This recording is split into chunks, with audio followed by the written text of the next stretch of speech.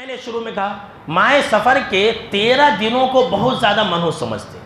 اس کو 13 تیزی کا نام دیتے ہیں. بہت زیادہ آفت بلائیں مصیبتیں نازل ہوتی ہیں. بہت سارے لوگ ایک سفر سے لے کر کے 13 سفر تک ہر دن ابلی ہوئے چنے تقسیم کرتے ہیں. اتنا ہی نہیں، نمبر 3 ماہ سفر کے دنوں میں بہت سارے لوگ یہ 13 تاریخ تک خاص کر یعنی آج تک رات میں سرانے انڈا رکھ کر کے سوتے کہتے ہیں اور صبح اٹھ کر کے غریبوں کو دے دیتے. یہ لیجئے، جو خود نہیں کھاتے وہ دوسروں کو دے دیتے. یہ مسلمانہ کر رہے ہیں. نمبر 4 سفر کے مہینے میں ساس اور بہو ایک ساتھ گھر میں نہیں رہنا، یعنی کہ نئی نویلی. اچھا، نئی بہو ساس کے ساتھ نہیں رہنا، پرانی بہو کہاں جانا. نمبر 5 ماہ محرم میں اور سفر کے مہینے میں تو کوئی بھول سے بھی شادی نہیں کرتا ہے. شادی کے بارے میں نے تو بتلایا تھا کہ آپ صلی اللہ تعالیٰ علیہ وسلم نے خود سفر کے مہینے میں شادی کی اور حضرت فاطمہ اور حضرت علی رضی اللہ تعالیٰ عنہما کا نکاح بھی سفر کے مہینے میں ہوا تھا. یہ حقیقی بات ہے.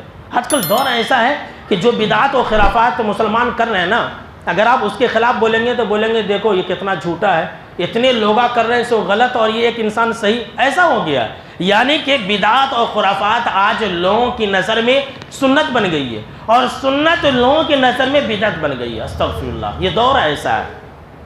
اس کے بعد سفر کا مہینہ محرم کے مہینے میں نئی نویلی دلہن کو عرس کو میکے بھیج دیتے ہیں. کیا تو بات ہے، کیسے کیسے رسم و رواج آج یہ پوری امت جو ہے رسم و رواج میں کھو گئی. ابھی آپ آگے سنیے. بہت سارے لوگ یہ سمجھتے ہیں اس کا یہ جتنی بھی باتیں ہیں نا اسلام سے اس کا کوئی تعلق نہیں ہے، لیکن کہیں نہ کہیں ہم اور آپ اس کے اندر شامل ہیں. ایسا بولتے ہیں اپنے بچوں کو. سارے لوگ کہتے ہیں مغرب کے بعد ناخن نہیں کاٹنا، ناخن نہیں کاٹنا، کاٹے تو کیا کہ مصیبت آ جاتی. یہ لیجئے، مغرب کے بعد کوئی انسان کاٹ لیا تو اس میں حرج کیا ہے، لیکن بولتے نہیں کاٹنا. اس کے بعد کہتے ہیں کہ گھر میں اگر ناخن کاٹ کے گھر میں چھڑ دیے تو نحوست آ جاتی. کیا ناخن کے اندر اتنی طاقت ہے؟ لیکن مسلمان اس کو مانتے ہیں. باہر ہی کاٹنا، باہر ہی چھڑنا. کوئی اگر ایسا کہے تو آپ ضد کو اس کو الٹا کرو. یہ ایمان کی باتیں ہیں. اس کے بعد دیکھیے، کہتے ہیں کہ اب دیکھیے پاکی اور صفائی یہ آدھا ایمان ہے، لیکن لوگوں کا یہ ماننا ہے کہ گھر میں اگر مکڑی کا جالا ہے تو بے برکتی آتی. بھائی جالا صاف کرنا چاہیے، ایک الگ مسئلہ ہے، صاف ستھرا رہنا ایک الگ مسئلہ ہے، لیکن اگر گھر میں کہیں پر مکڑی کا جالا ہے تو اس سے بے برکتی آتی. ایسا نہیں کرنا. یہ لیجیے. بلکہ کئی لوگوں نے کہا کہ وہ اگر مکڑی کا جالا کہیں پر ہے تو وہ گھر میں رہتے بھی نہیں، بھگ کو جاتے نہیں. وہاں کیا تو ہے. ابھی آگے سنیے. اب گھر میں مہمان آیا تو مہمان کے جانے کے فوراً بعد گھر میں جھاڑو نہیں لگانا، نہیں تو پوری برکت چلی جاتی.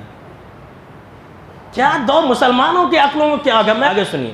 کہتے ہیں کہ گھر میں شام میں جھاڑو نہیں لگانا، نحوست آتی. بھائی پاکی اور صفائی آدھا ایمان ہے. اب جب چاہے جھاڑو لگائے، جب چاہے پوچھا لگائے، اس کا اس سے کیا تعلق ہے. لیکن کہتے ہیں کہ گھر میں شام کے وقت میں جھاڑو نہیں لگانا. اچھا